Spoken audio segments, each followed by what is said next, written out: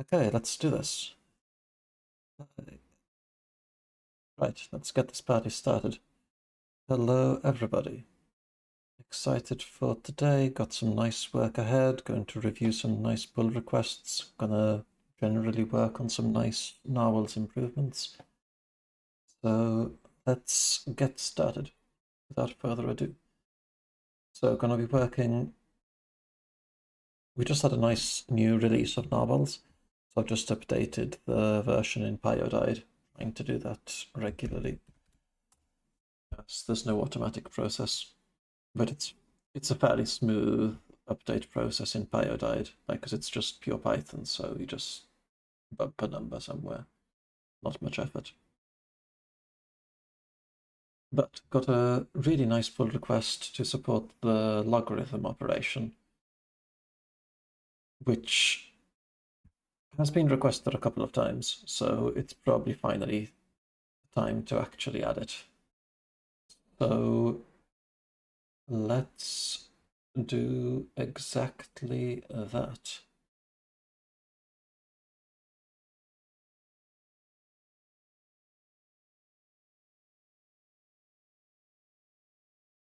So this PR is mostly ready. I just had one little concern of something that happens in the pandas one. And concern maybe is a bit exaggerated, but one opportunity for improvement. Where here we're just always casting the output to float64. And I feel like we should be able to do a bit better than that. So we should be able to say if the output is, well, to preserve the output kind, really. So whatever the NumPy operation gave us, whatever the PyArrow operation gave us, we should be able to preserve that. So yeah, let's see if we can get that done and we can ship this nice feature. Let's do it. So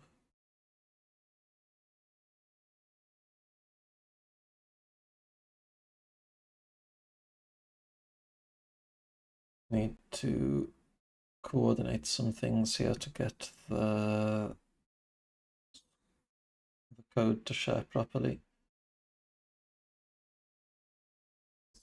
So yes, code, here it is. Okay, right, and this is way too big.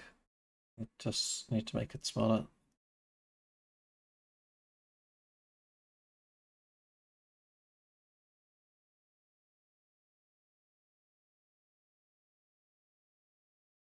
Okay, here we go. This is pretty much as close to full screen as we can get. And we've got the chat on the side. Okay, cool. So let's see, let's just double check that we're on Francesco's branch now. We're on a different branch where I was refactoring something. So feature log method. Let's check we're up to date. Git pull.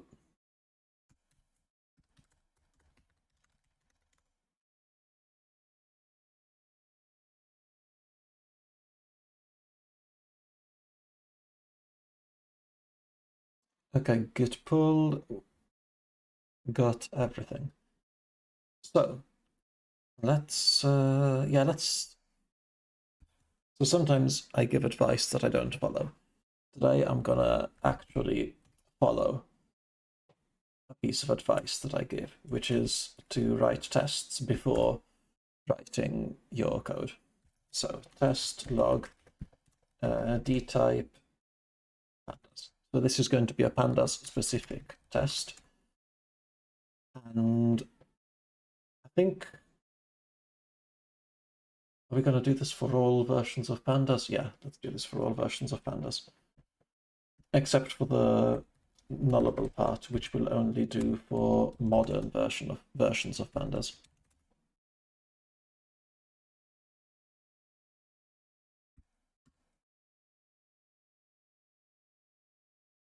So the way we're going to do this is I'm going to start by making a little pandas series, like with values 1, 2, 3. Let's import pandas as PD.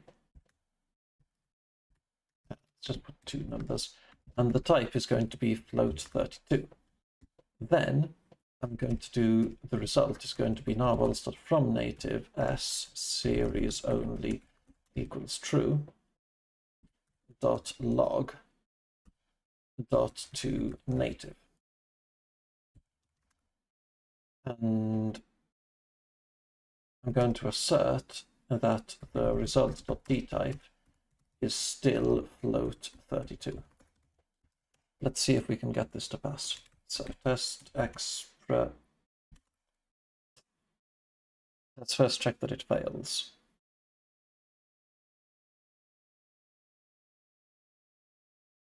Yeah, this needs to be dtype.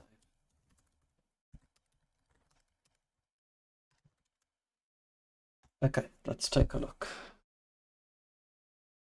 Okay, indeed it fails, because we got float64, but actually we're asserting that we should have got float32.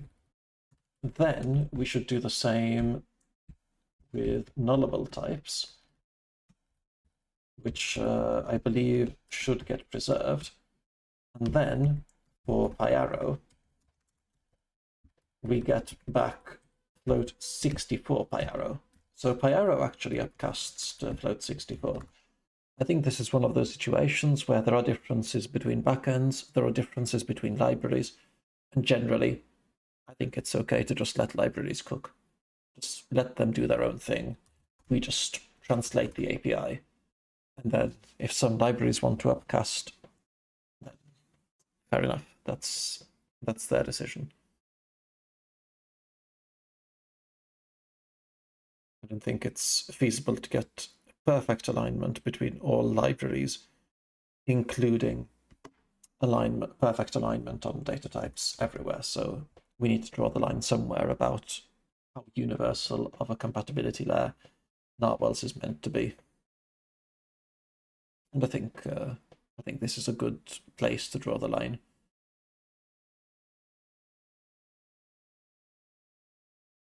So how are we gonna fix this? Let's make 3 different tests so we can see which one passes, which doesn't. Test pandas nullable, and then we're going to do PyArrow. Let's see.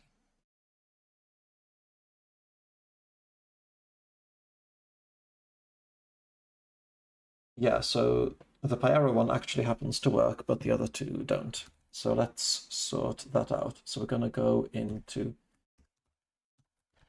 pandas like series def log. And we're going to do something different here, depending on... I think we need a utility here, which is like out dtype equals like from array type. I think we need something like this, where we've got like a result array, which can be either a PyArrow array or a NumPy array. Do we want to do this? I just want to be careful about what we're doing. All right, so for cuDF, we're doing an early return anyway, so we don't need to worry about that. So here we're specifically in the pandas code base, so I think it's fine to inspect the NumPy result and the arrow result exactly. So from array, I think this is fine, right? So from that,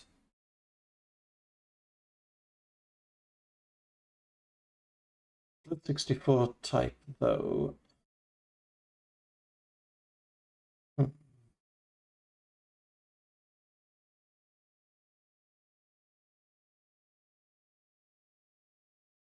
Thinking about how do we want to do this?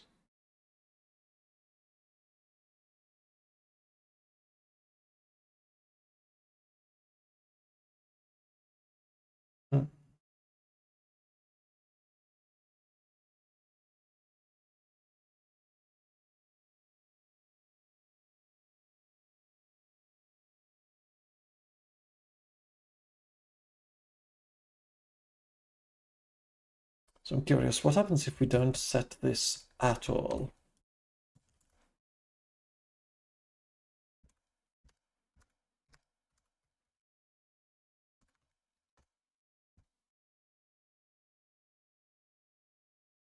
Then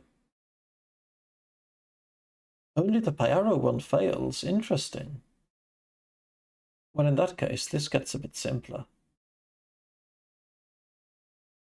This is quite nice. Okay, if only the PyArrow one fails, then we don't need... It doesn't need to be this complex, really. It means that here... So this is a PyArrow one. I wonder if we... Right. I don't think that this one has a, like, toPandas method. No, yeah, we probably don't need a toPandas method, but we do need to set the out type,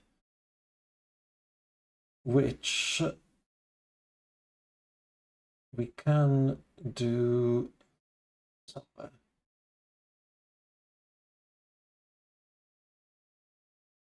Say out dtype.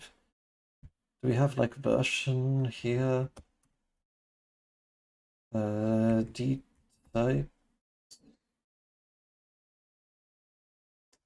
What have I deleted? What was it like on main? Oh, self version dtypes. Thing is, I kind of...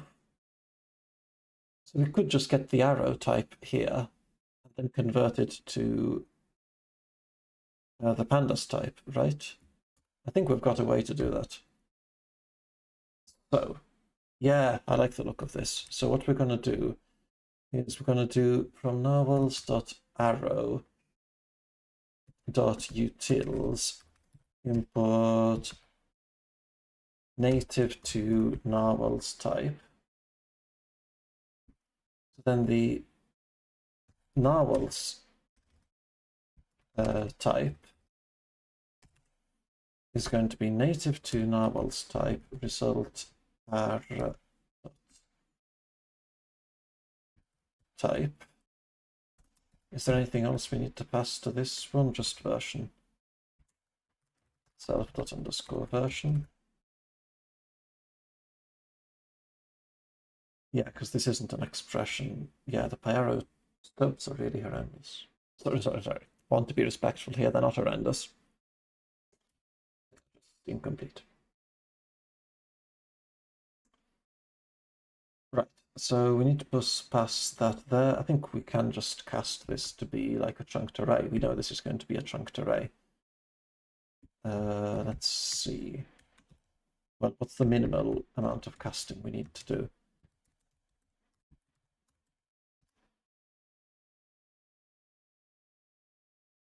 If this is known to be a, what is PA imported, we also need to import PyArrow.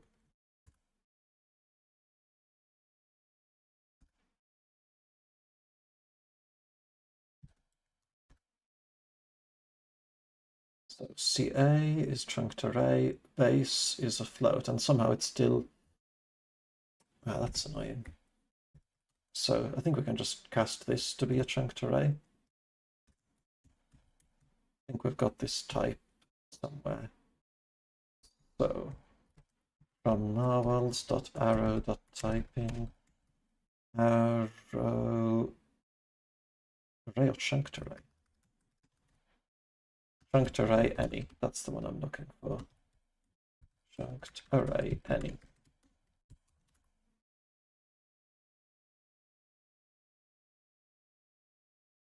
Nice. Yeah, this is what I'm looking for.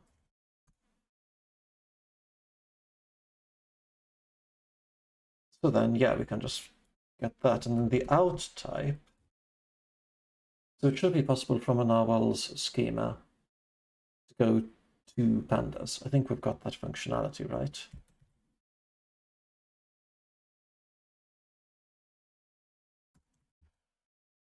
If we go to schema and then yes, there is this to pandas.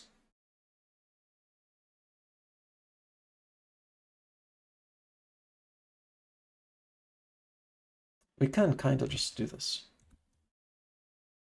So then the D type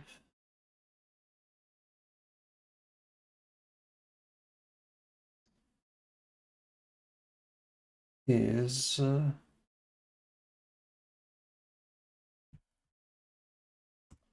Narwhals to native. Okay, NW D type, then D type backend. It's going to be PyArrow. Just pass, yeah, self-that implementation, self backend, and self version.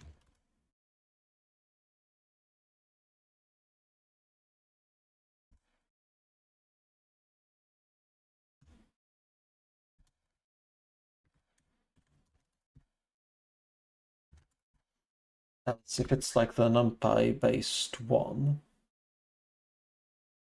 I think we need to just make the. I think we just need to make the series here, right? Yeah, I think we're just gonna have to do that.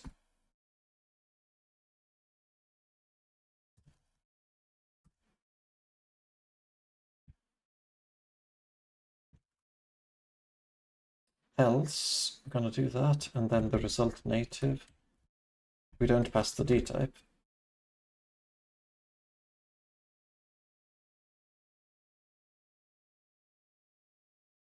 I'm wondering actually if we even need to do this.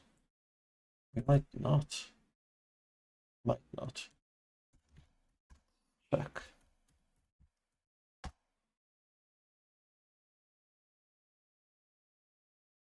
So this passes, but let's see how much we can remove.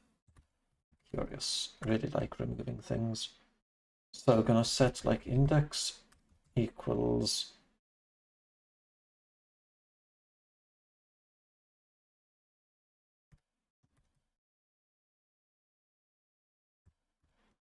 nine, 8, 7 or something.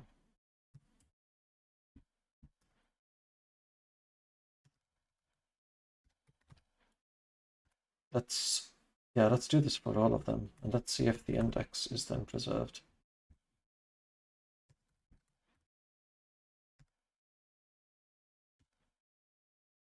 In fact, we should just make the result explicitly as a pandas series. Let's do that.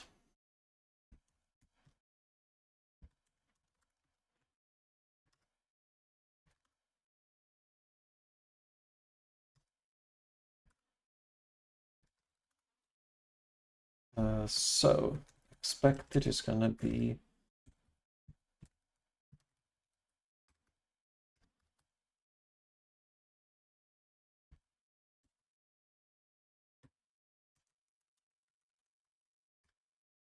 series with 0 and then 0.693147. Index is going to be 8 and 7. And D type is going to be float 32. And then we can just assert that the series are equal, and then pandas will check that the indices are aligned. Here we do need to remove an extra element. Okay, let's see if this at least passes. Okay, nice. Like this it passes, but what more? Did I just copy and paste it? Did I just copy it and then paste it into the same place? Yeah, I think I did. That was a bit silly. So let's do better. Capital F.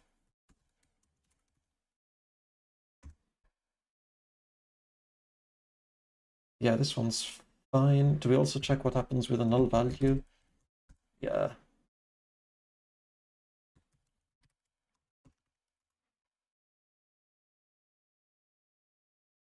All right, need to make the index a bit longer.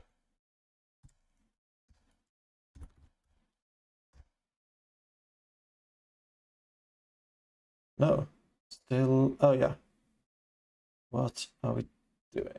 So this one we don't need to make longer, just this one. And here, come on. We can get this. Yes, okay, nice. Now it passes, and the PyArrow one, not simpler, but I also want to make sure that we preserve the index there. So let's also insert a null value for good measure. So this is going to be float 64 PyArrow. Index needs to be the index that we start with. Let's also give it a name.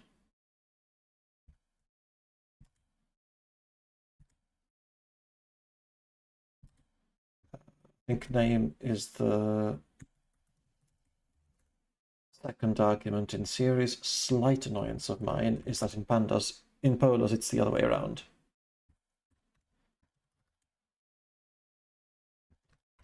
Which to me causes no end of confusion. Like, I can see why it's done this way around in polars, because in polars a series is like key values. But still, it is, feels like just being different for the sake of being different. I don't know.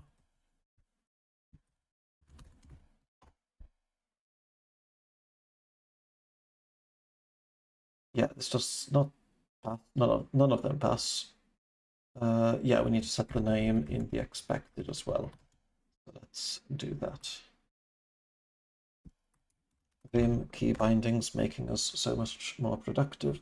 Nice. Okay, now it passes, which means we can go back to removing things. How much can we remove? Let's go back to, hey there, good to hear from you. Let's go back to series and let's see if we can remove a few things. Like, can we just do result native equals this? Because I think pandas just does the right thing. Yeah, this is easy.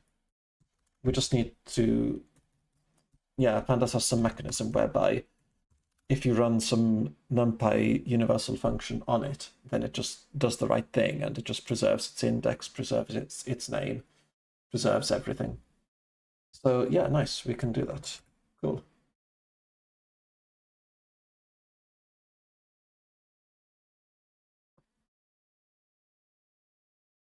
Right, yeah, nice. So for PyArrow, we need to then go from the native PyArrow type to Narwhals type, and then from the Narwhals type to the native pandas one.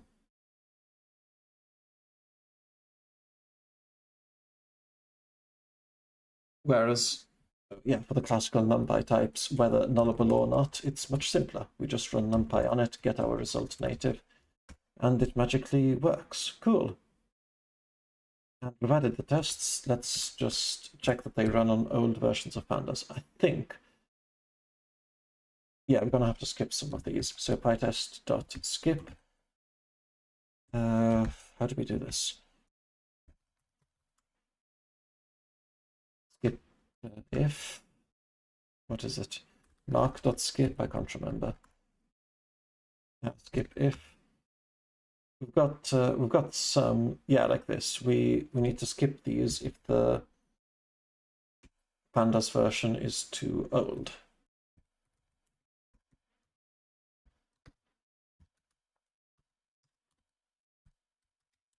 I'm going to skip these if they are from below version 2, because nullable types really require pandas 2 plus. Technically, they were introduced a bit earlier, but they were just way too unstable to be usable. I think it's okay to just run this on pandas 2 plus. Yeah, let's take a look. So if we run this with pandas, it runs. Let's deactivate and let's go to a really old virtual environment. And now let's just check that with a really old version of pandas, it still runs. Yeah, I've got this what is some distutils warning. And lol. Okay, yeah, some IBIS error, but I don't think we need to concern ourselves with that here. Cool.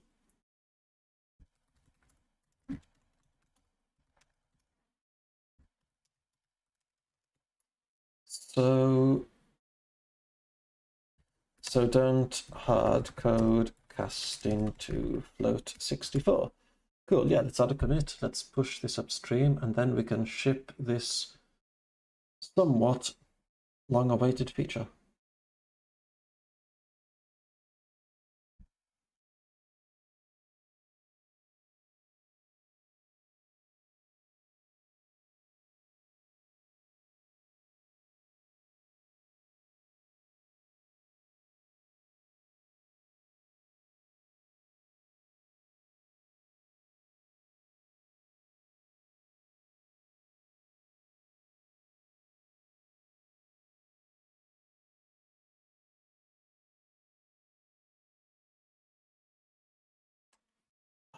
Is this going?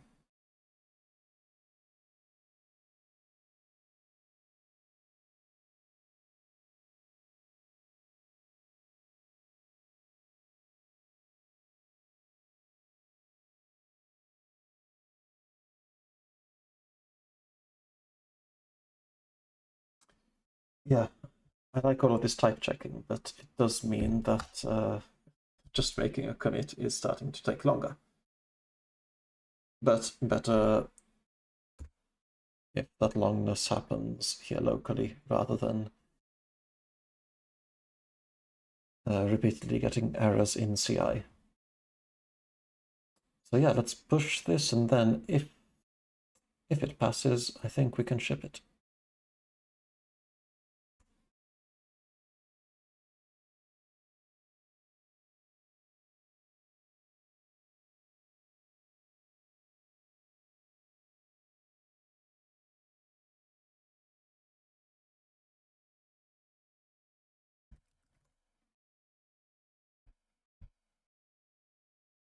Cool, nice. Now it's gone.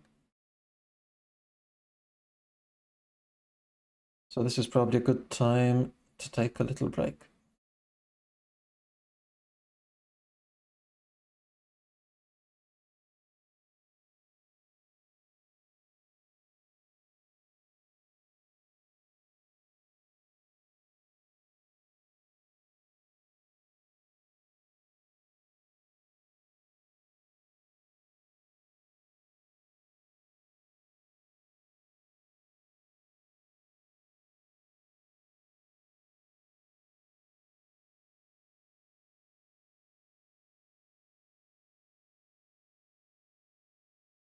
Ship it, yes.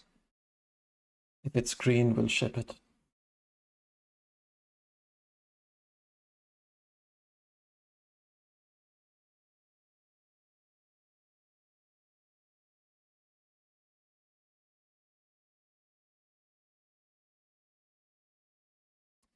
Where's OBS going?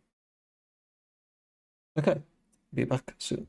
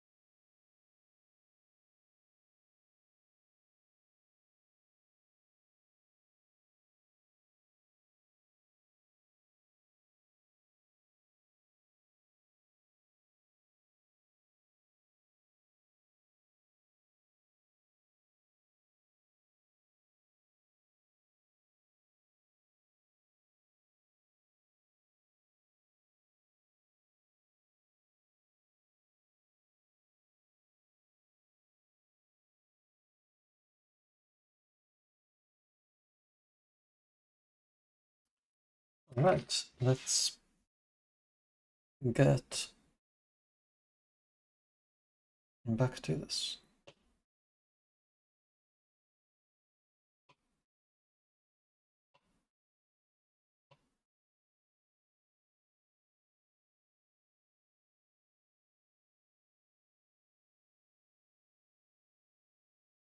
Okay, let's do it. So, how this is going to work is first, let's check that CI actually passes. No, create failing. There's always something, isn't there? So yeah, PyTest. Wait, but I've got skip if. Why is this running if I've got the skip if?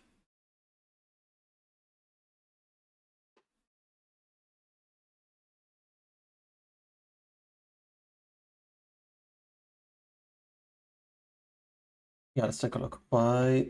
I mean, yeah, this isn't gonna run, but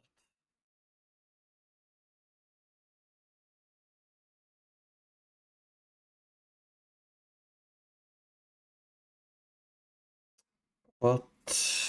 Yeah, wait, what version are we? So on 3.8, was it already possible? It's probably 1.5 or something. That's 2.0.3. Whoa!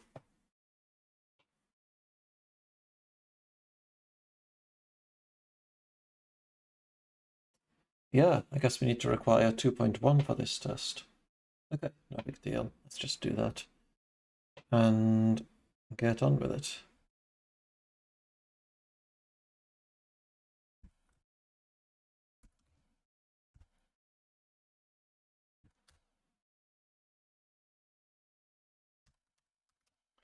So yeah, skip for pandas below 2.1.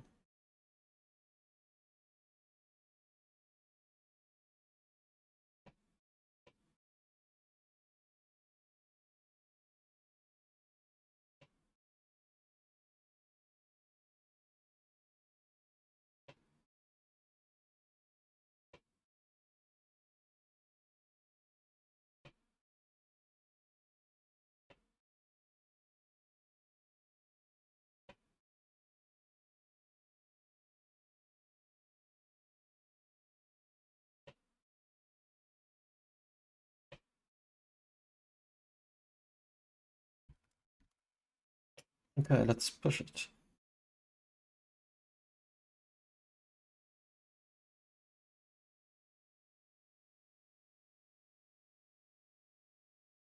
So in the meantime, somewhat fun story. We've got a post here from Kuyan Tran, a bit of a LinkedIn influencer. At least she's got like 100,000 followers or something. And whatever you think about influencers and followers and all of that, if she's sharing Narwhals in an honest and nice way, then to me, this is a net positive. Really happy to have worked with her on this and hope this brings us some nice positive engagement. Got a couple of reposts probably from Narwhals people. Oh, one's from me and others from someone I don't know. But I will share this in the Narwhals Discord.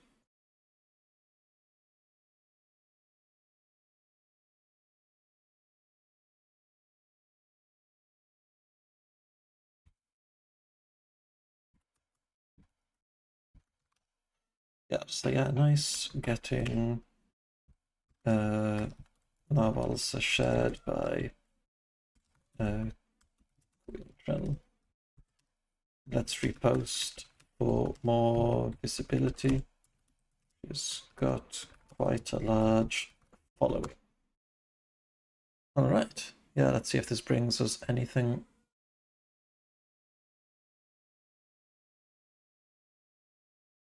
then notifications about Pandera saying that they will add support for Narwhals as well. Exciting stuff in Narwhals land. Right, let's go back to the PR. Nothing red so far. Cool. We might have it. In which case... Cool, we've got this. There's some other maths functions that I was asked about recently. I'll just pull those out, see if I can make an issue about them.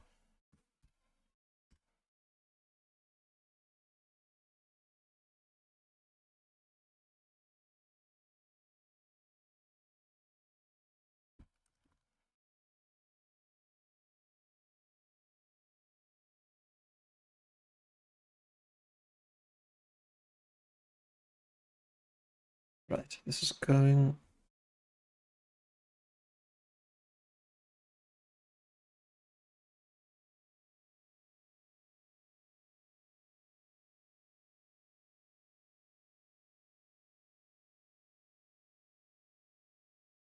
Yeah, let's open an issue for some other maths functions. Let's see if I can nerd snipe Francesco with this one. So, enhancement, more maths functions. Let's put the S in brackets so nobody gets offended if they use the other spelling.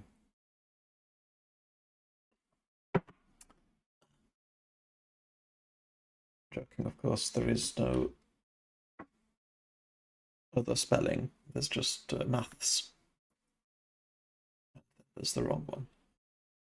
So we're adding log in this one here. We should also add kurtosis. We already have skew, which was actually fairly non-trivial to standardize across backends. This was I think we're delivering some nice value here. Kurtosis, like Polars has kurtosis, right?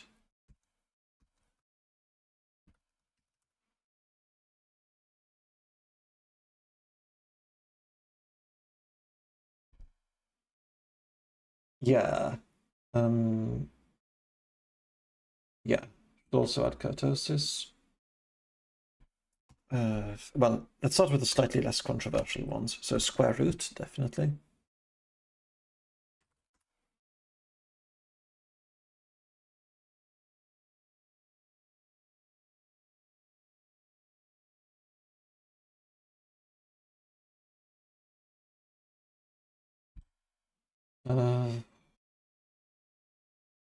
Do we need square root?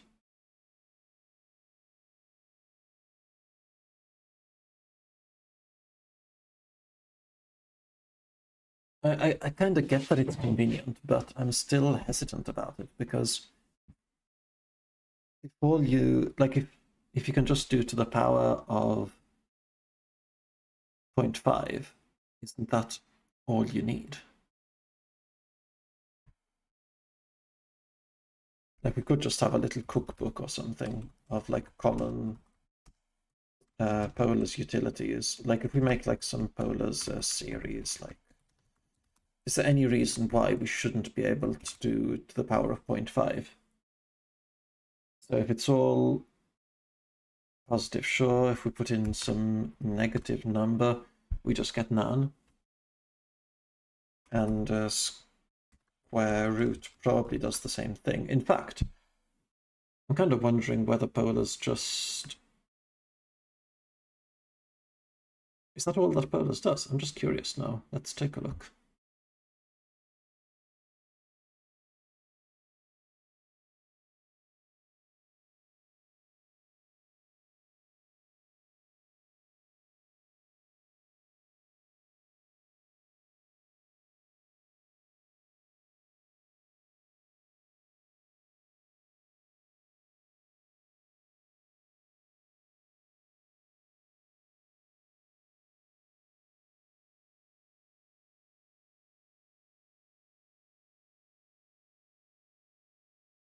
So here's Polars. So let's see. check out main bool. Let's take a look. So square root inner clone square root into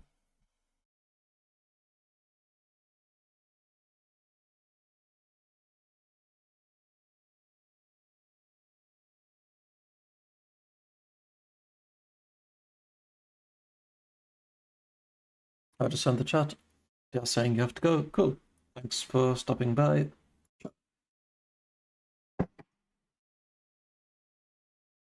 No, can't go to definition.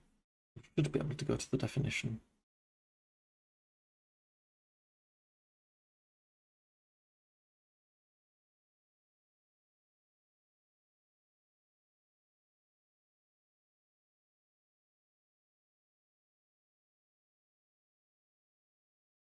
So here they just call square root on floats and all of that.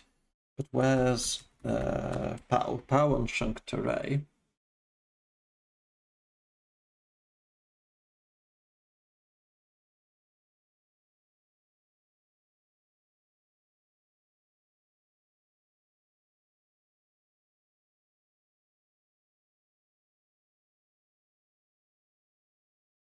Don't know, yeah, I'm guessing there is some specialized reason why you might want to have to the power of 0.5.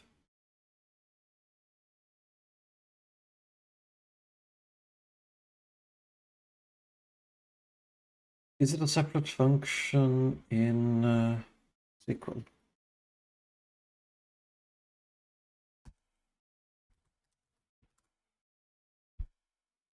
Yeah, I guess PySpark has it. Yeah. Generally, the function exists, yeah. No harm in adding it. So kurtosis and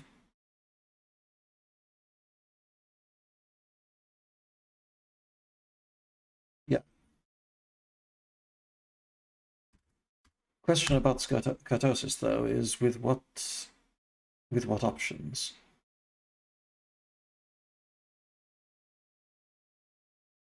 Let's take a look.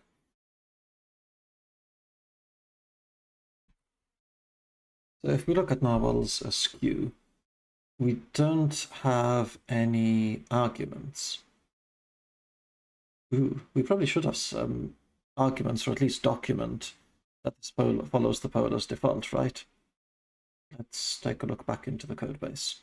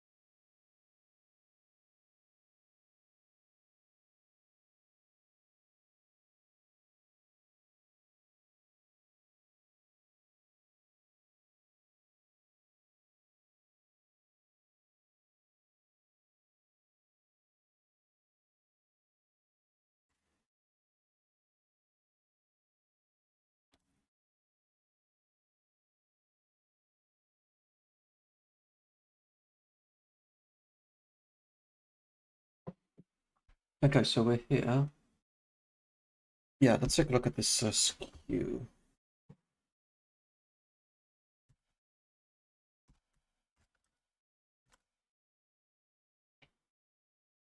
How do we do this for polars? Like, do we have a... Yeah, we just use the polar's default, which is biased skew.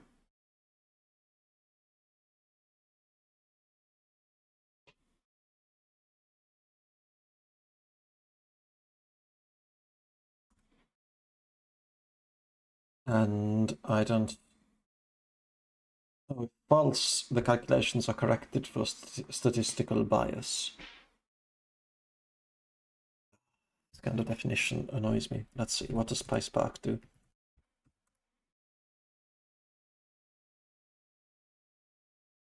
Yeah, PySpark literally just calculates the skewness. Do we do the adjustment ourselves then? Ourselves? Let's see. Oh, we literally just call skewness. So the PySpark default is the biased skewness.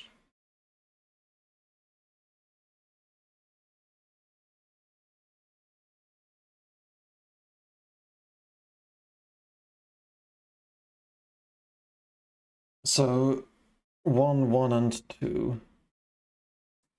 So PySpark would return 0.70710. Let's see what does pandas do. So PL series 112.skew. And if we set bias to, well, in this case they coincide. What's the case when they don't coincide? I don't know, 2 elements?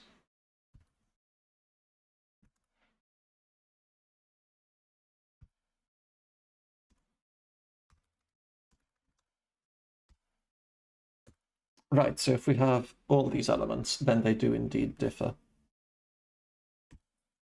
What do we do? Are we consistent? That's kind of what's worrying me now.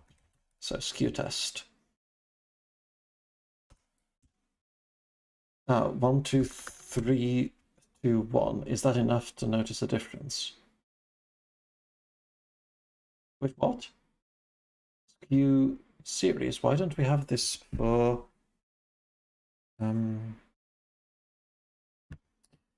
expression? Seems a bit fishy. Yeah, seems very fishy. Okay, let's sort this out. First, I'll just make the issue because I want to have this.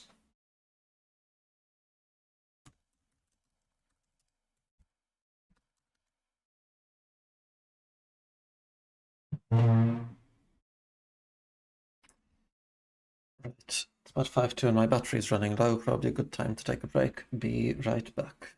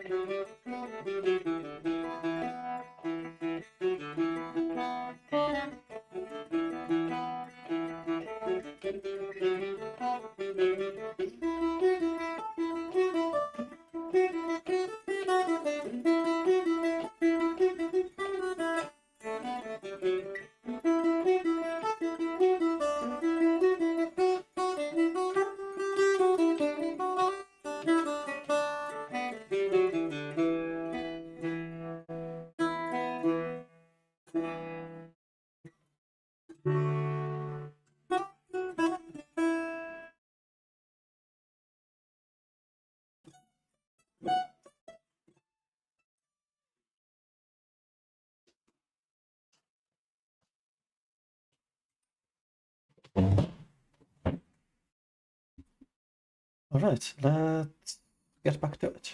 Let's do this.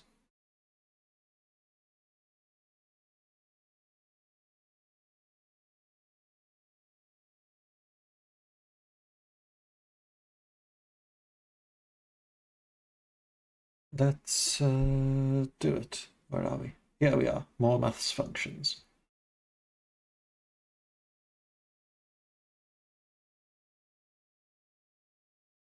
Need all the maths functions.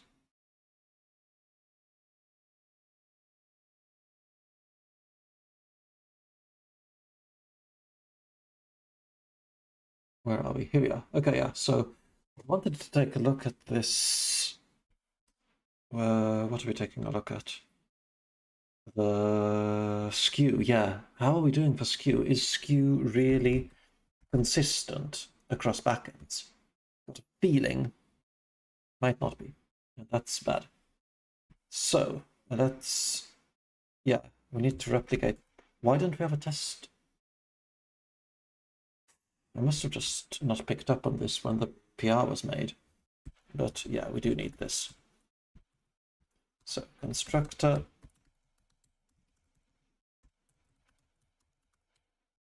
We don't need eager only, and we're not going to use that. Gonna do dot select a dot skew. Yeah, we also have to import constructor. Okay, that should be everything we need. I'm a bit scared to run this. Pretty sure something is gonna break. But let's see.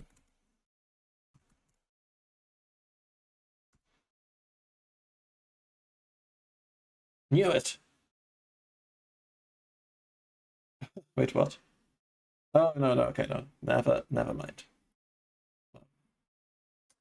This is failing for the right reason. Failing for the wrong reason. Now let's see if we can get it to fail for the right reason. Okay, so let's just check we're all up to date with dependencies and everything. So UE dot group local dev.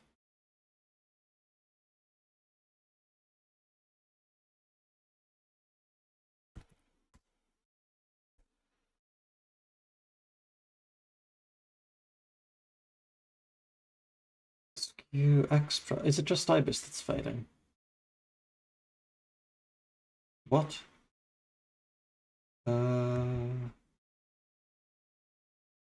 DuckDB does not support creating tables with null-typed columns. Ensure that every column has a non-null type column. Why does it have a null type column? Let's take a look. Problem with having all these backlinks is that it's getting harder and harder to do things, but it's okay. Do we not have skew? Oh, skew is not implemented. Oh, right, yeah, so we can just skip this one for IBIS, right?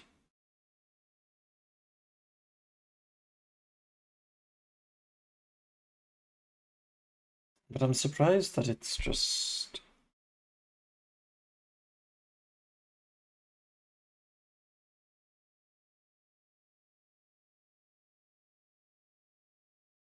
Oh, I see. Okay, so we should skip the one.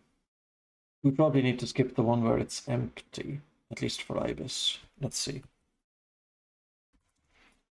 Let's see if it passes with the rest of them.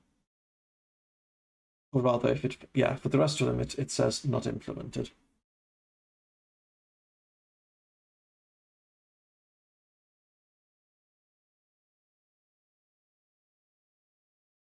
Let's see, how could we... Whatever, let's just... Yeah, so request pytest.fixture request. And then if ibis in string structure, then request.apply marker pytest.mark.x file.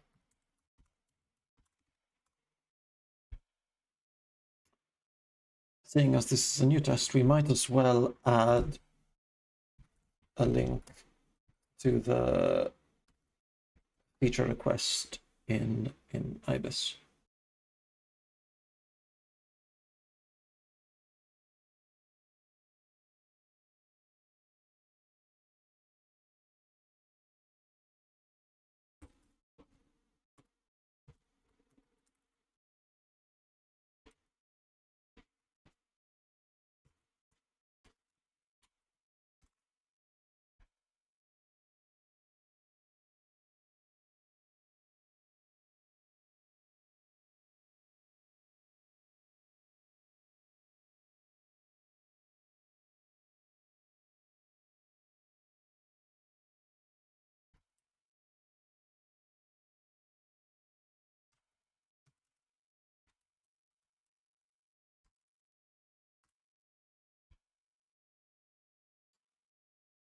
There should be something here.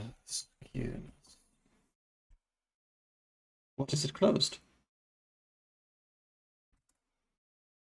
Ah, yeah, okay. Got an open issue. Skew expression. Oh, right. I raised this. No response. I've got a feeling that they've got an auto ignore for issues that I raise, which is fair enough. Okay, can cancel this for IBIS.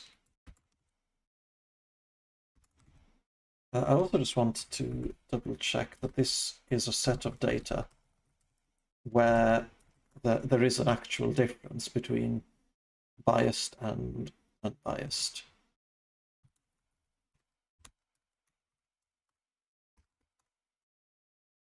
And bias false. Okay, nice. So this is a case where it does in fact differ. Wait, what? So what are we doing with this data? Is this data just not used? This is a messy test.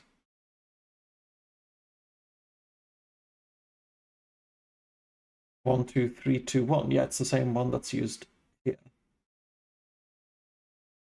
Yeah, okay, well, we can just delete this, right? Because it's something we parameterize over. Yeah, it was a bit of a big PR. Sometimes I just can't be bothered to dwell over details. But I really need to slow down going forwards.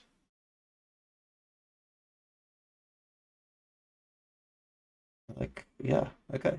Takes longer to get things in, but that's fine. I think that's the natural progression that open source projects should go towards. So we want bias equals true, right? Do we have a reference for this? So skew. Is that like a biased skewness?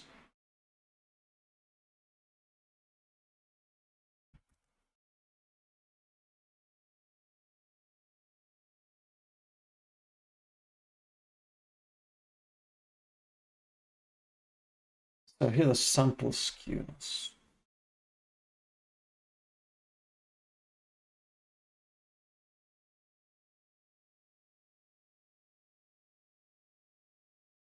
What does pandas do? Pandas skew.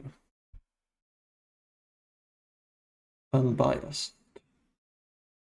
Oh, shoot. So if pandas is unbiased, how are we dealing with this?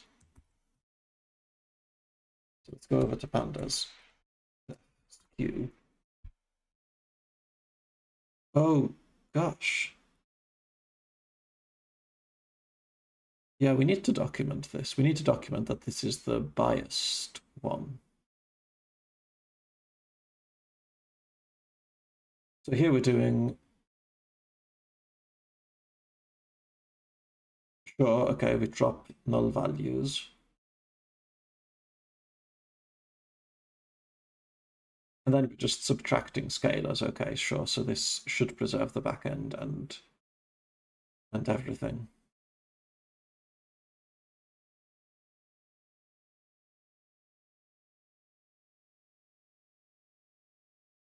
Yeah, okay. We're just operating on scalars, so there's no issues around backends.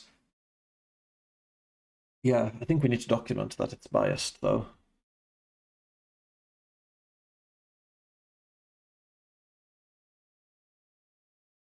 Oh, right, it is documented.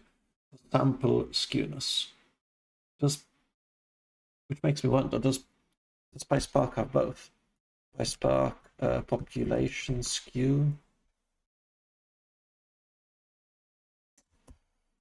Polars skew.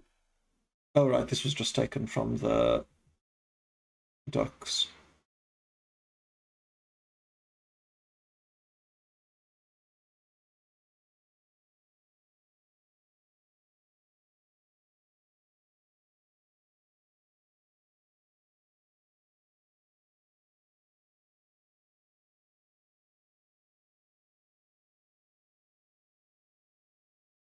I don't even know what I'm talking about anymore. So let's see what SciPy does. SciPy skew. So sample skewness of a dataset. Oh, by default bias is true. Okay. This is almost, yeah, it looks like this is exactly where Polars takes it from. Okay, so sample skewness of the dataset. That's all we need to say.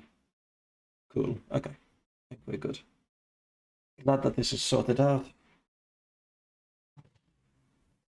But sorry, going back to the kurtosis. So we want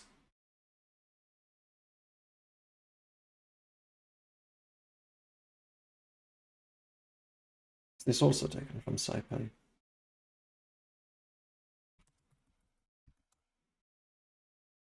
SciPy. Such a nice little library, and people don't realize how much blood, sweat, and tears go on behind the scenes.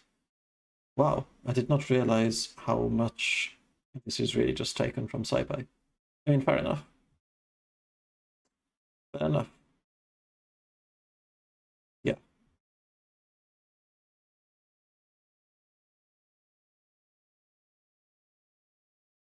So yeah, I'd say to begin with, let's just have the defaults.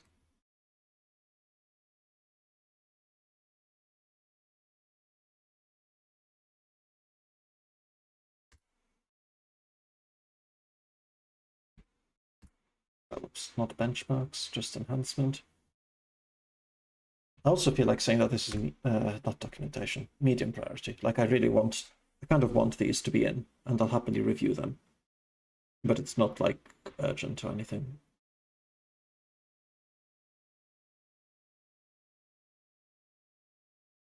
So where were we? Is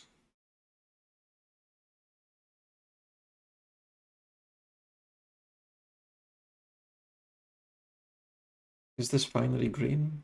Yes, it's green. I think we can ship it. I'm just gonna approve, and if Francesco's happy, I think he would do it. Just check I've not accidentally done anything I didn't mean to.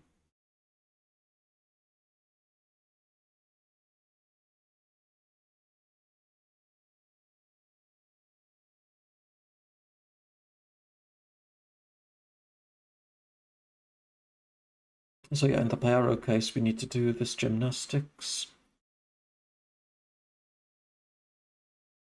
And in the non-PyArrow case, it's very straightforward. Why the hell does pandas not have a log function?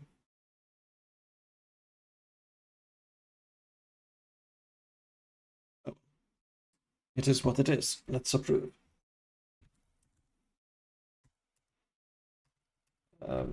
I just added a little commit to address what I'd commented on. Feel free to ship it.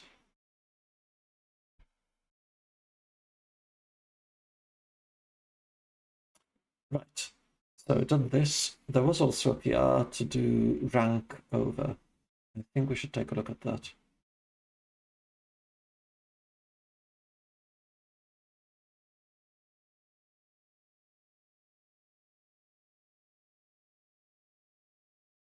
Okay, anything interesting going on here? No, not really.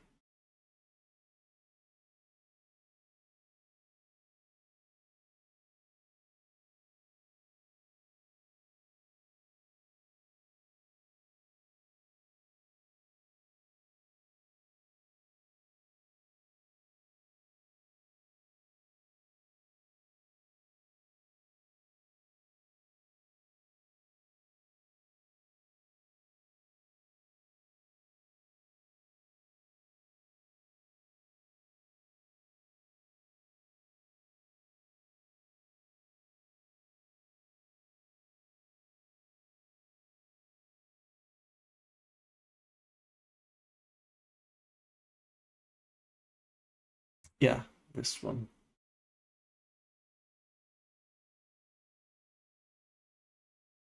Yeah, I think this was close, just a couple of minor things. So we've got about 40 minutes left, so I think this might be a good one to try addressing on stream. But there's also there's something else that I've been meaning to do for some time, which should be quite short. And that one is the preserving column name attribute. So this one is maintain pandas column index name.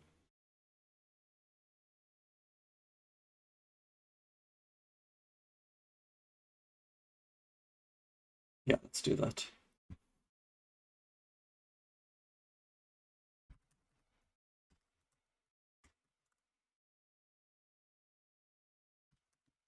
So fix no, it's not this. What was the name of the branch? Maintain pandas column index name. Here we go. Let's fetch upstream again for good measure. Merge upstream main. And then let's see what we're doing here in select.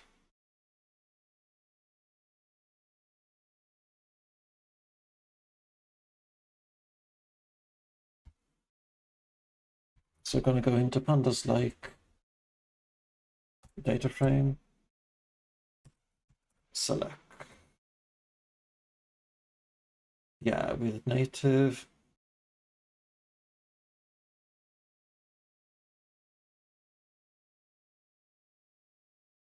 Where are we doing this? Is it inside? Yeah, where's the change coming from? Need to take another look at the PR, as I don't remember.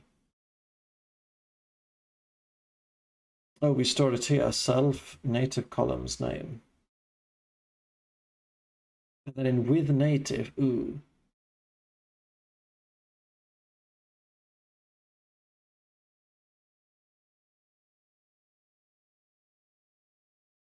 Do we need this? Do we need to store this?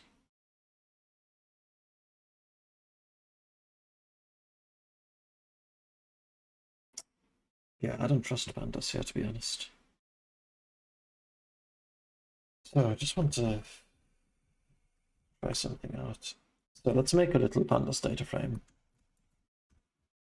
Yeah, and then columns is this one. Let's see, column.name equals foo. Okay, so here is my df. Let's just assign it to another variable. Then if I say index df is df1, sure. df.columns.name equals bar. df is df1. Yeah, it modified both of them, sure. Okay, so this is really in place.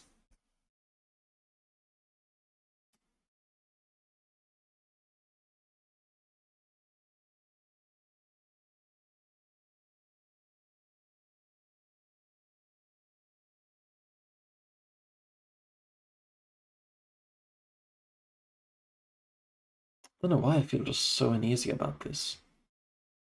Because we use rename access in other places, right?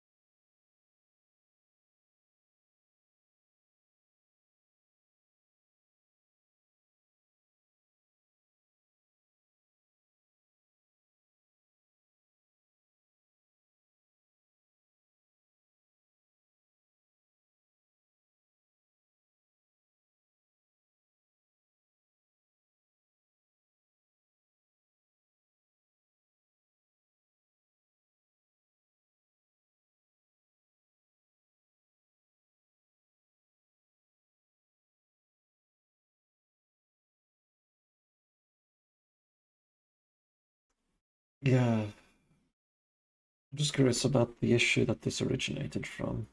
Oh, selected with columns don't always preserve the name.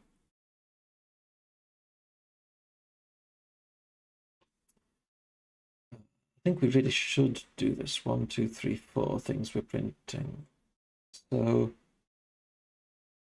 yeah, we really should do this.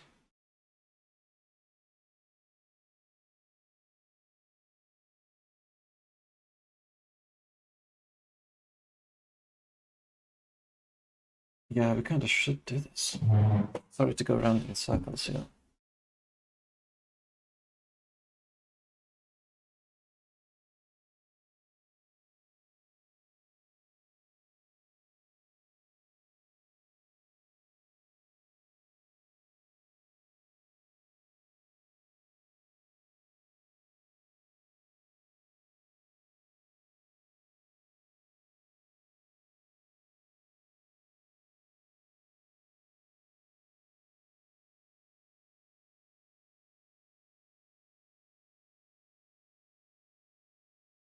Okay, well, let's think about it. Is there a different way to do this? Because for filter, I think it's already preserved.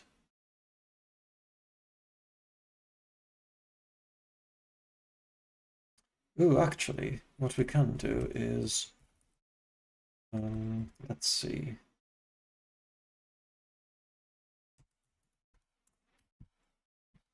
With native, rename axis.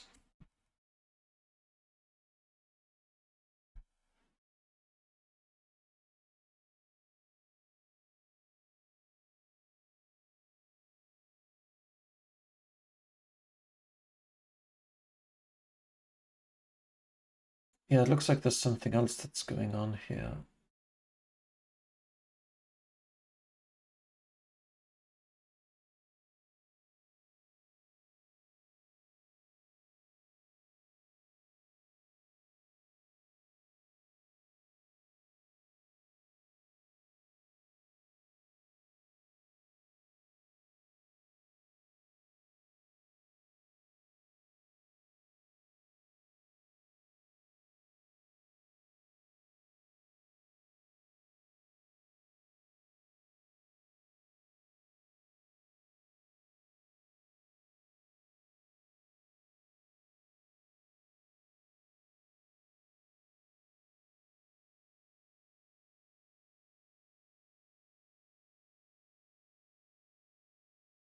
So can we literally just do this in place? I feel like we should be able to. So if we go here to with native, I think here we can literally just put df. And we could just say if df is not self.native, df.columns.name equals self.native.columns.name.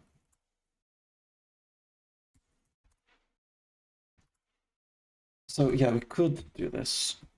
And I just want to check that this still passes the tests.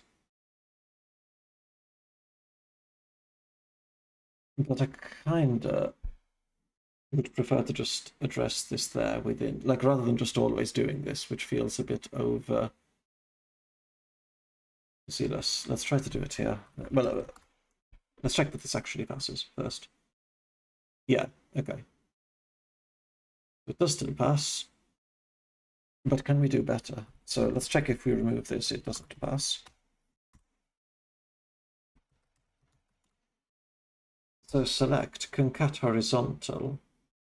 Yeah, then here we could just do like df.columns.name equals self.native columns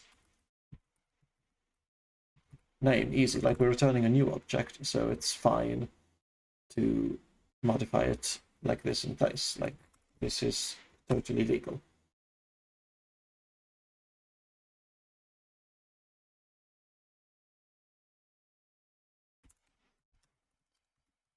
The other place is in with columns. Okay, so here we're just returning self, so that's safe. Then to concat, after we've done the concat horizontal,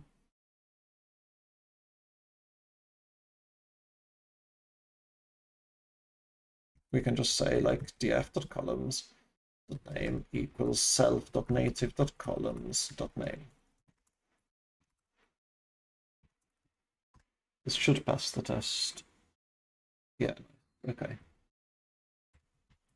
So we can just remove a few things then.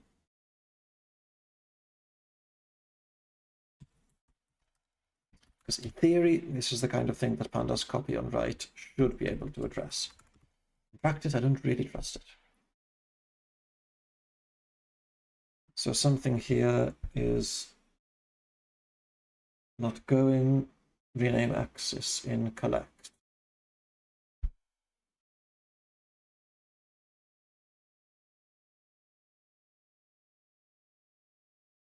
Yeah, this is fair enough.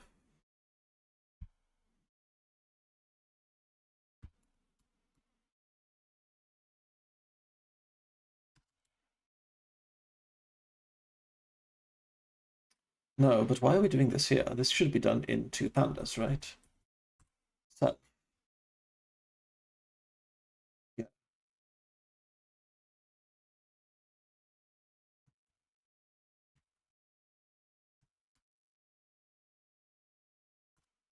Yeah, this should be handled upstream. They should do it, I think.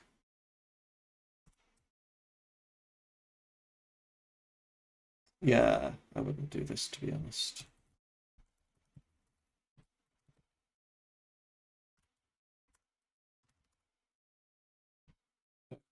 Okay, let's go back to it. Cool, now it passes. Let's check if there's any other modifications that were made that we should deal with. Okay, so here in Dask. Oh, in Dask, they're also renaming the axis. In collect. Okay, so now does it fail for Dask?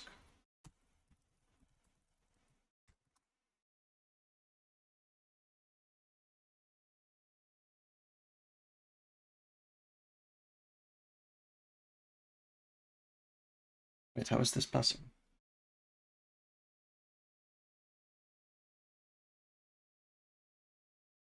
Oh, because we've still got this rename axis. I just want to remove it. Yeah, so let's go to data frame, Dask.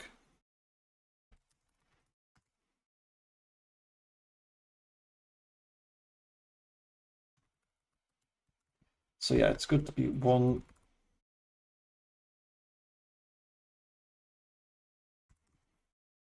step ahead of Dask.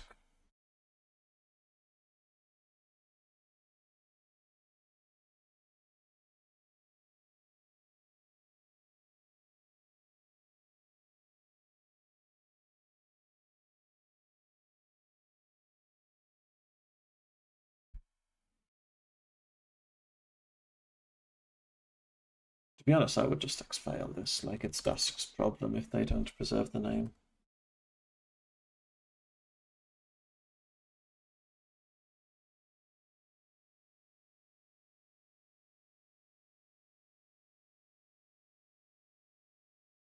So let's see.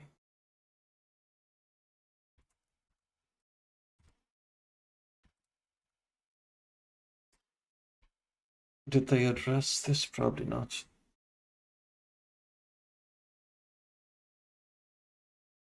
Yeah, just still needs triage, completely ignored.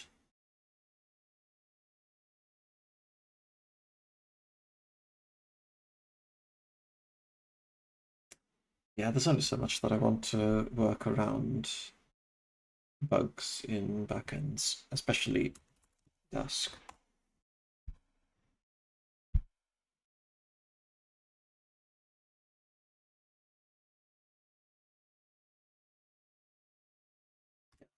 File. So if Dask in string constructor pytest.mark.xfile, sorry, not pytest, request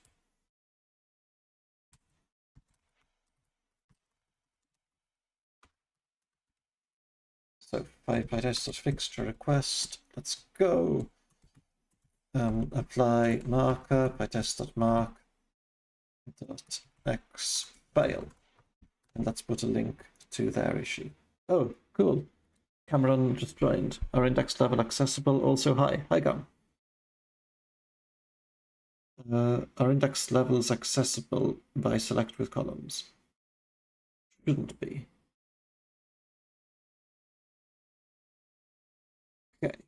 Where's the Dask issue gone?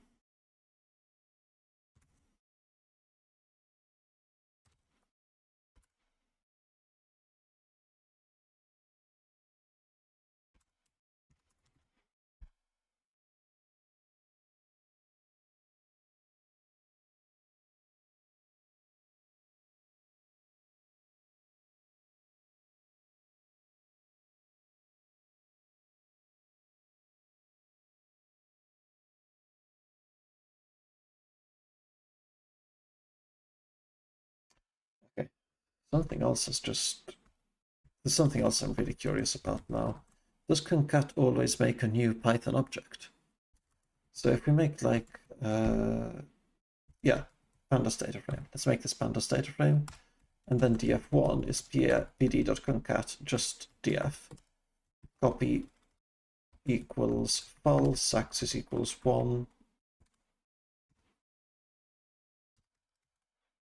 Yeah, it's always a new, yeah, it just makes a new object.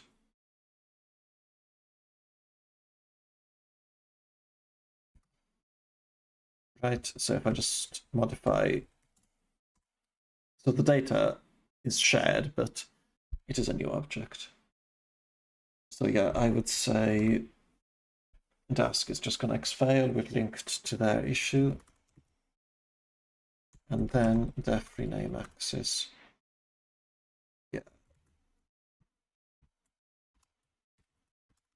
There's somewhere else where we do rename axis, which I also feel a bit worried about. So let's check the diff. So, okay, in Dask, we're keeping it simple. We're not storing this attribute because we really don't need it. And then in from native, we're also just keeping it simple. We're only just doing this in place modification.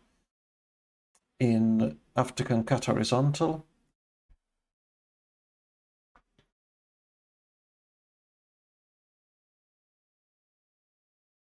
and we know that it creates a new object, so it's fine to do. Maybe let's leave a comment.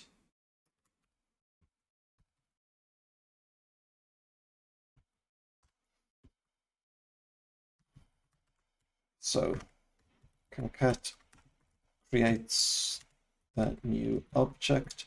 So fine to modify .columns.name in place. And let's do that in with columns as well.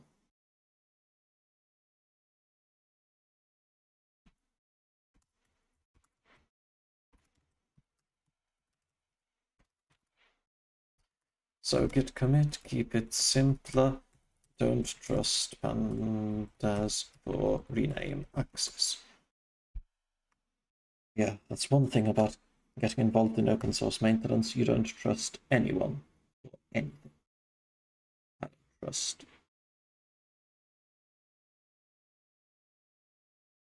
Well, that's kind of one reason I just want to use SQL for solutions. Like,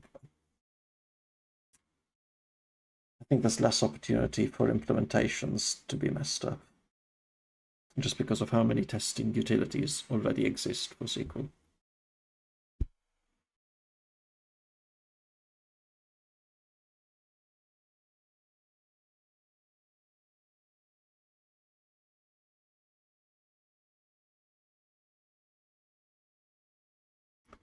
Cool. Anyway, how are you? Don't even trust myself. No, don't trust anyone. Yeah, that's why I write these hypothesis tests and everything. Like, it's all wrong. All code sucks. And if any other profession was as lousy as we software engineers are, then imagine what state the world would be in. Imagine if bridges were built like software engineers build software.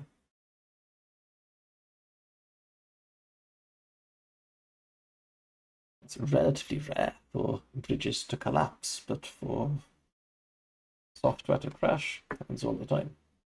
Although I guess conversely, we do tend to ship software a lot faster than people tend to build bridges. So there is a trade-off.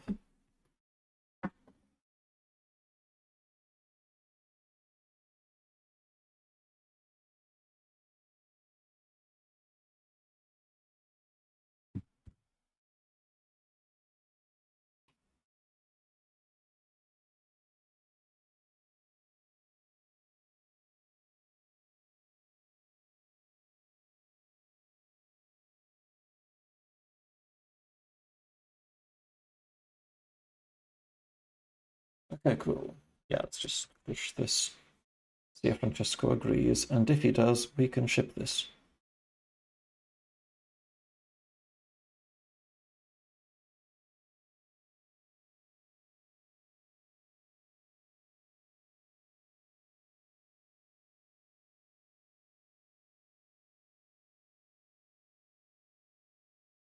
Did it push?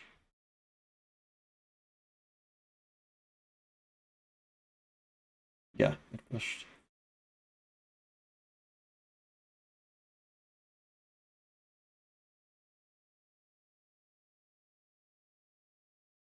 Oh wait, I've accidentally added this as test. This was not intentional. Let's make a separate yeah for that. Alright, time to practice my git live. So git remove cached, because I still want the file to be here. Test. Then gonna unintended file. Then we can do git checkout b test. Now we can add this file. Test add extra.skew test. And let's skip pre-commits because they already ran in the other branch.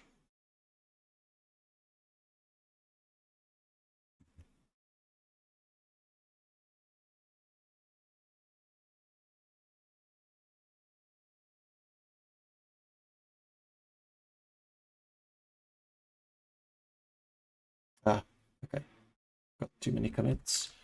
Rebase onto main and only keep the last commit.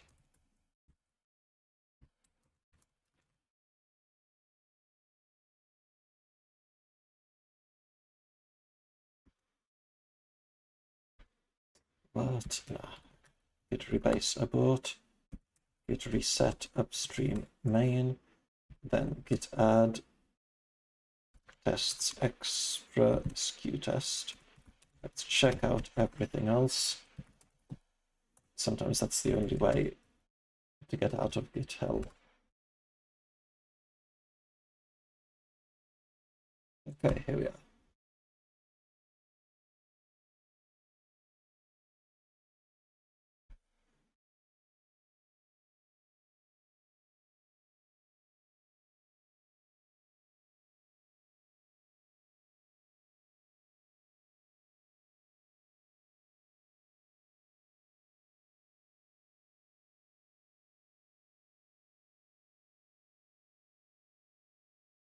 Somehow we've forgotten the empty one. Let's put that back.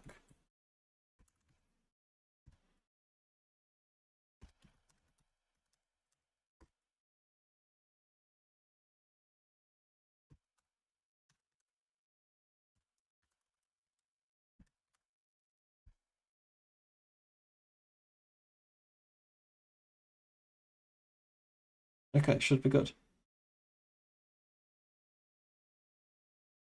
Then I do want to comment here on this PR. Let's hope that it's actually become green now.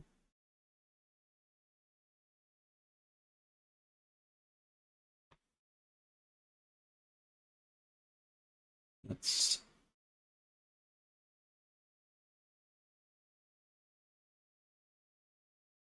okay, now there wasn't actually the need to take these out.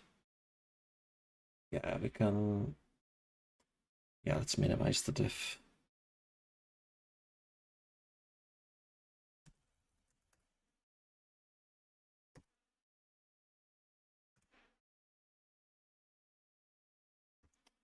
So come back here and we're gonna do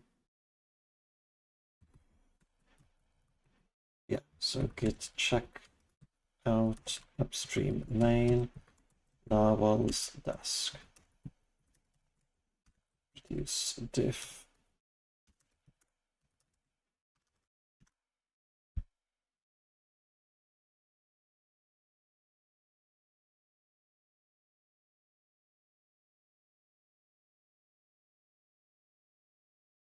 Yeah, we can just set name here in with columns and in select.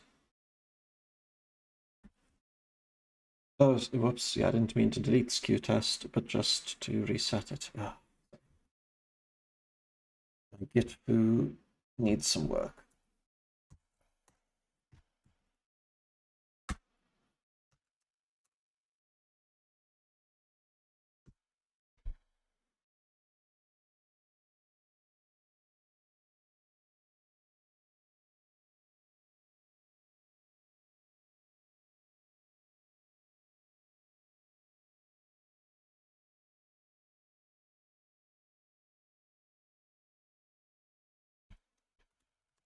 So yeah, so thanks Francesca. Yeah, I don't trust pandas.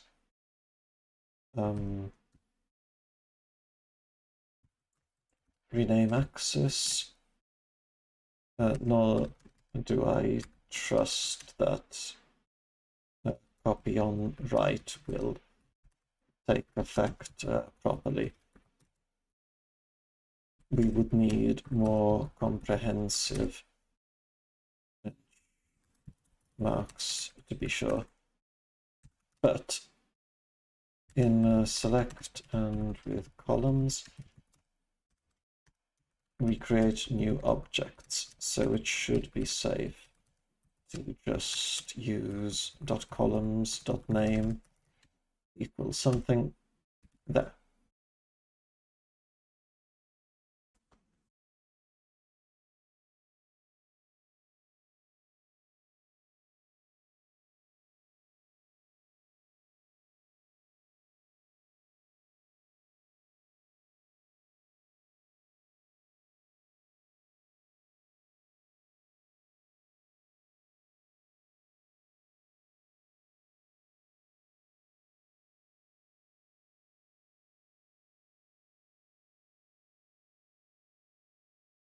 I'm curious what pandas does internally.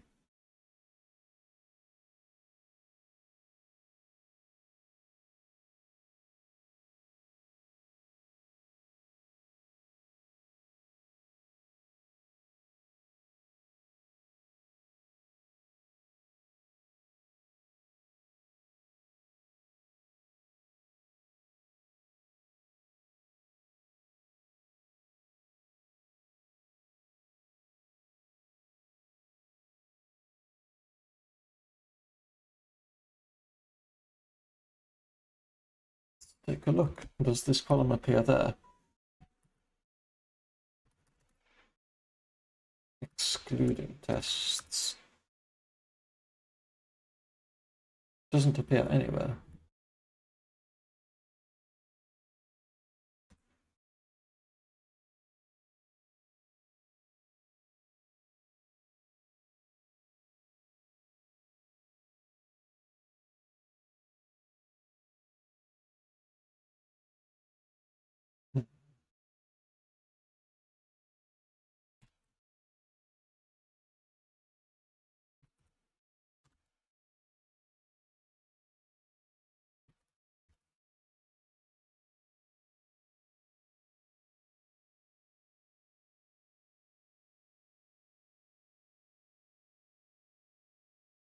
Oh, crosstab actually does this rename, but without...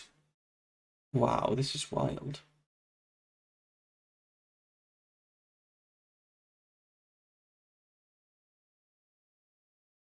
So this is from 4 years ago. I wonder if there's any discussion in this PR. Like, was there no discussion about that this would create an extra copy?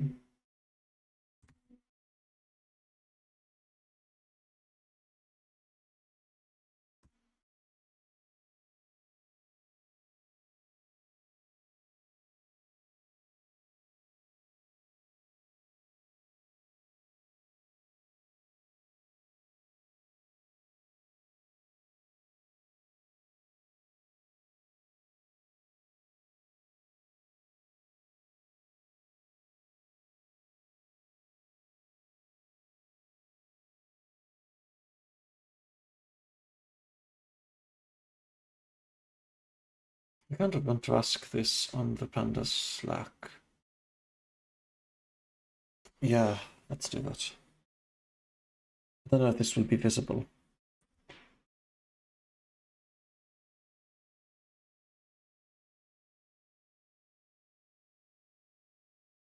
Well, actually, that's a question. When this was introduced, maybe did this have copy equals false originally?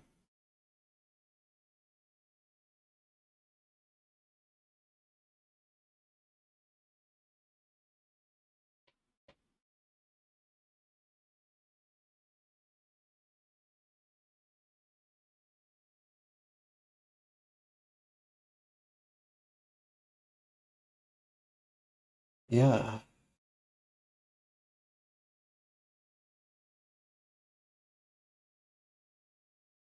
Because rename axis does always make a copy, right?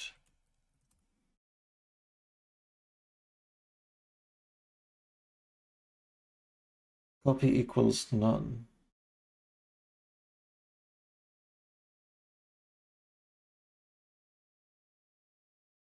Sure, but what's the default? 2.2. Let's look at version 2.0 or something. Default none. What does that mean?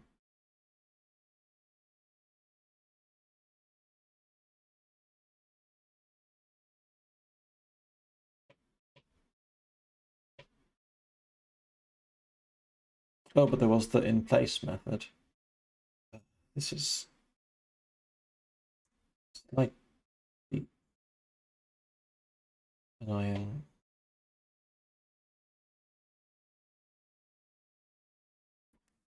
Right, so columns and axis equals 1 are mutually exclusive. I think it depends on the operation. Like, so here we're... Yeah, wait a sec.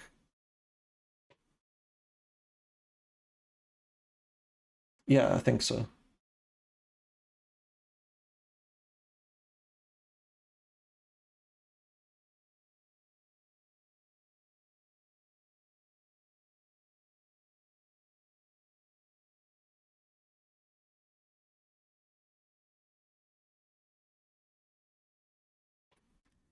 So rename access creates a copy of the underlying data. I think, well, let's check.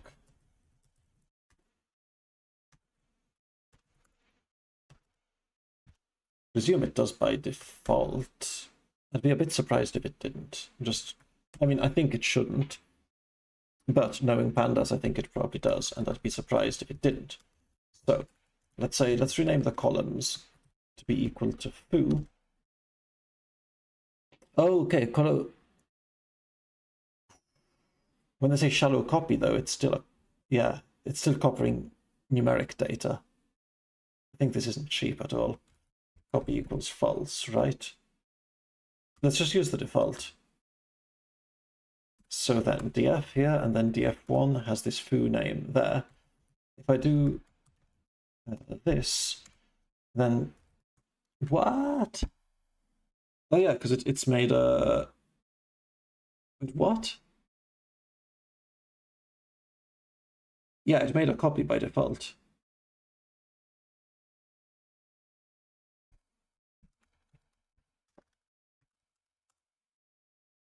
Yeah, this copied numerical data by default. This is... So, and if I explicitly set copy equals false, and then I modify df1, then df does get modified. This is documented super poorly. But anyway, as far as I'm concerned, it's an extra reason to just not trust what pandas is doing. We can do our own thing. It's fine to just set the column's name after concat.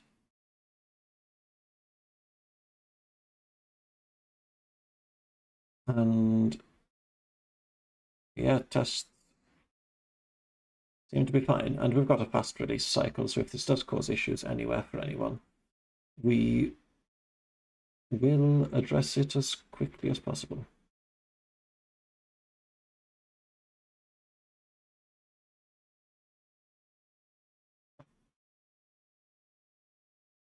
Okay, anything else? What's going on? Yeah, curious to hear, Cam, why you were taking a look into making those trees of expressions. Like, it looked really cool. Just curious. Oh, the skew test is some warning for Dask. Maybe that's why it wasn't added in the first place. I don't know.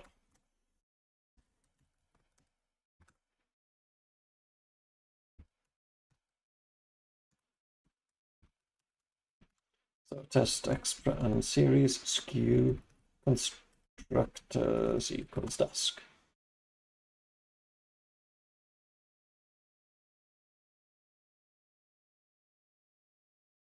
I think we can do filter warnings here.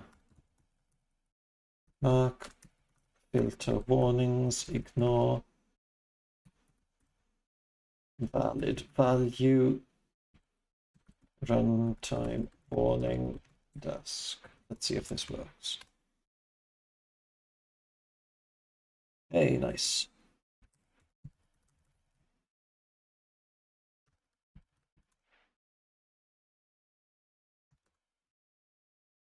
Okay, little tip. If you want to skip mypy and pre-commit, you can use the skip equals mypy environment variable. The expression tree was primarily for fun, but I also thought it could be fun to provide an alternative repra. That would be amazing, because Polars has something like this. So, well, there's a couple of things that I've got in mind. One is that it could be pretty cool to serialize Narwhals expressions.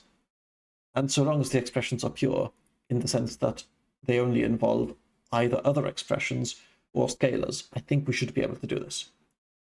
Like, we should be able to just store all the information that's necessary to do all of this. I don't think it would be expensive. I don't think it would add much overhead, but it would be pretty cool to serialize Narwhals expressions. And the other thing is, yeah, as you said, for debugging, it would be pretty nice, because Polars has something like this. Like, if you do, like, I don't know, concat list a pl.call b.abs.list.standard deviation plus some horizontal cd or something. So yeah, I need to spell it right.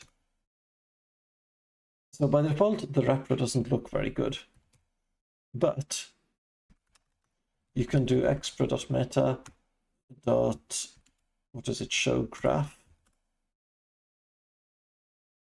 Oh, I need to install map.lib.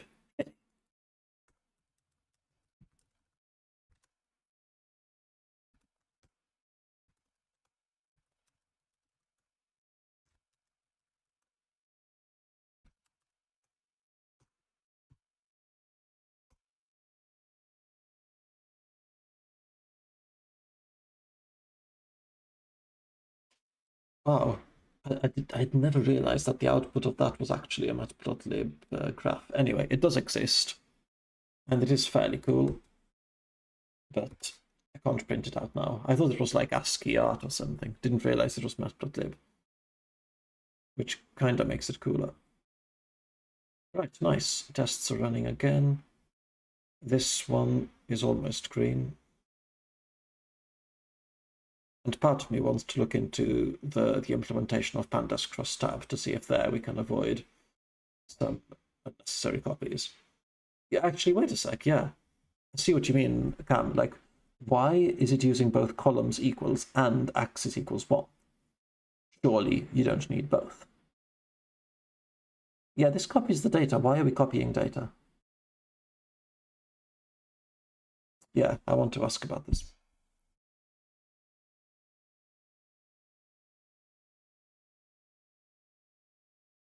Cool, anyway. Thanks all. Gonna call it a day. Gonna drop it here. Thanks for tuning in. Didn't quite get round to the rank over, but I'll do that shortly. Definitely in time for the next release. Thanks all. Hasta luego. Have a good one.